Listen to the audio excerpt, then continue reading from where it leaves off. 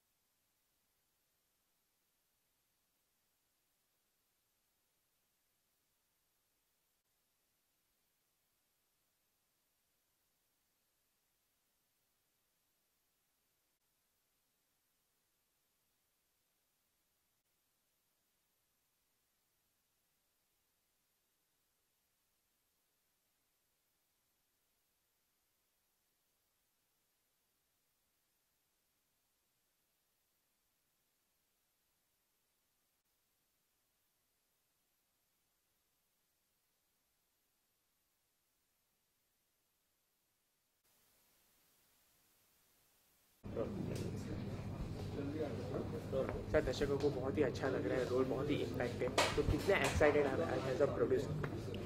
देखिए, जो म्यूज़िक है, जो ट्रेलर है, वेल रिसीव्ड है। म्यूज़िक तो बहुत अच्छा चल रहा है। वो साथ ही मुसाफिर, आवारी गाने, मिथुन का म्यूज़िक है, टिप्स म्यूज़िक कंपनी। तो मुझे लगता है एक अच्छी एनर्जी बन रही है फिल्म की। और हमारी छोटी फिल्म है तो बड़ी फिल्मों के बीच में कहीं एडजस्ट करना है हमें। और अब उम्मीद है कि हमें अच्छे शोज़ मिलें और दर्शक आएँ देखने के लिए। और उनको एक ऐसी कहानी मिलेगी जो एक सेंटेंस या एक उसमें कहना समझाना बहुत मुश्किल है। ट्रेलर भी बड़ा मुश्किल हो जाता है ऐसी कहानियों में, बिकॉज़ इसमें कुछ पहलू हैं, पहलू के अंदर पहलू हैं, ऐसे चैप्टर्स विद इन चैप्टर्स। तो ये ऐसी किताब है जो सिर्फ अब उसके कवर से नहीं पहचान पाएंगे, तो आपको ये पढ़नी पड़ेगी या देखनी पड़ेगी।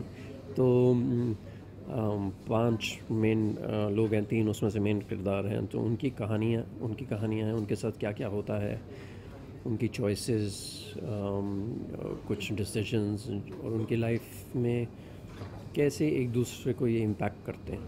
और ड्रामा है, लव है, रोमांस है, लस्ट है, होप है, उम्मीद, आशा निराशा दोनों हैं। तो इस किस्म की कहानियाँ। और जो ये बिल्कुल सिंगल वो नहीं है कि अब नाम में काम, आप अभी इस किस्म के इंसान हैं, इसलिए शब भी रात की एक डुअलिटी होती है। कुछ चीज़ें निकल के आती हैं बाहर, सबको लगता है ये रात को जो चीज़ें निकल के आती हैं बात वो ख़राब है। वो ख़राब नहीं है। एक ऐसी हमारे खुद कई चेहरे होते हैं, वो कुछ चेहरे निकलते हैं, कुछ नहीं निकलते हैं। सो ये उसको एक्सप्लोर करती है फिल्म।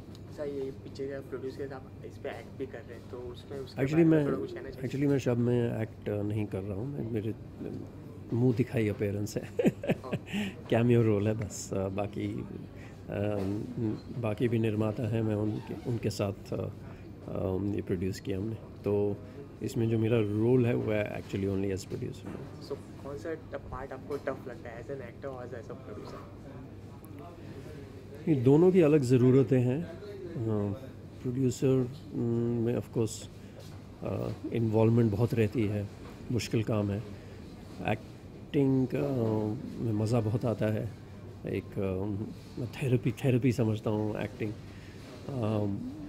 उसकी ज़रूरतें अलग हैं, उसमें आपकी देखभाल की जाती है, इसमें आप लोगों की देखभाल करते हैं सो दोनों अलग अलग इसमें चीज़ें निकल के आती हैं। सो अनिल को आप बहुत टाइम से जानते हैं, बहुत टाइम से जुड़े हुए हैं, जब वो एडिटर से तब से जुड़े हुए हैं आपके। सो कैसा रैपो आप शेयर करते हो और कैसा एक्सपीरियंस है उनके साथ काम करने? हम बहुत झगड़ते हैं, बहुत एक दूसरे से डिबेट करते हैं, आर्ग्यू करते हैं, बहस करते हैं, लेकिन एक ट्रस्ट है और एक दूसरे की इज्जत करते हैं, रिस्पेक्ट करते हैं। तो क्रिएटिव डिसीजंस जो होते हैं, बहुत वहाँ क्रिएटिव कॉन्फ्लिक्ट हो सकता है, तो वहाँ पे एक दूसरे को रिस्पेक्ट करते हैं। अगर ये उनकी विज़न है तो मैं उनको सपोर्ट करता हूँ, कुछ मेरी विज़न होती है तो वो मुझे सपोर्ट करते हैं। कुछ रोल्स डिफाइंड हैं, तो भरोसे पे और एक वो क्रिएटिव कनेक्ट में जिसको कहता हूँ, वो ना सिखाया जा सकता है ना आप सीख सकते हैं। वो होता है कभी कभी क्रिएटिव कनेक्ट कि हाँ ऐसी होगी फिल्म, विजन ऐसा होगा,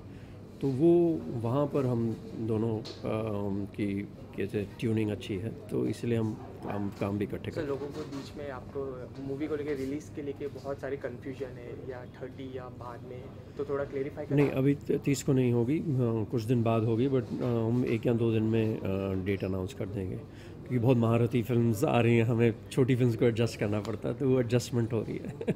सर एज अ प्रोड्यूसर कहना चाहूँगा, जीएसटी भी लागू हो रही है, बहुत सारी मूवी जैसे वैसे लॉस हो रही है, उस पर जीएसटी लागू हो रही है, तो उसके ऊपर क्या कहना चाहेंगे? आई डोंट नो, कुछ रिव्यू के लिए अपील तो हुई थी, अब मुझे लेटेस्ट उसका अपडेट नहीं पता। हाँ, लेकिन जहाँ पे थिएट्रिकल रिलीज़ पे सर्विस टैक्स और वैट नहीं था, उस पर जीएसटी लग जाएगा, तो इम्पैक्ट तो आएगा ही। तो वेट कर रहे हैं अब क्या फ़ाइनल रिड्यूस हुआ है कि नहीं हुआ है। एनीवे बहुत हेविली टैक्स्ड इंडस्ट्री है, एंटरटेनमेंट टैक्स बहुत है, गवर्नमेंट एक किस्म के हिस्सेदार है हमारे साथ, क्योंकि एंटरटेनमेंट टैक्स हर फिल्म पे लगता है और ऑडियंस देती है, फिर वो कट के आता है, और डायलॉग बोलने के सर्विस टैक्स लगते हैं, अच्छी लेखक अच्छी कहानी लिखता है वो सर्विस टैक्स है, फिर वैट भी है, तो हेविली टैक्स्ड इंडस्ट्री है, ये वो बर्डन कर रही है इंडस्ट्री को। एक प्रॉपर विजन चाहिए इसको बचाने के लिए। ओके सर, लास्टली Thank दर्शकों को कुछ कहना चाहेंगे आपकी मूवी को लेकर? जैसे हर फिल्म हमेशा यही कहता हूँ कि अगर कुछ कहानियाँ, कुछ अलग किस्म की कहानियाँ देखना आप पसंद करते हैं तो शब ज़रूर वो फिल्म है। Thank you, thank you, thank you.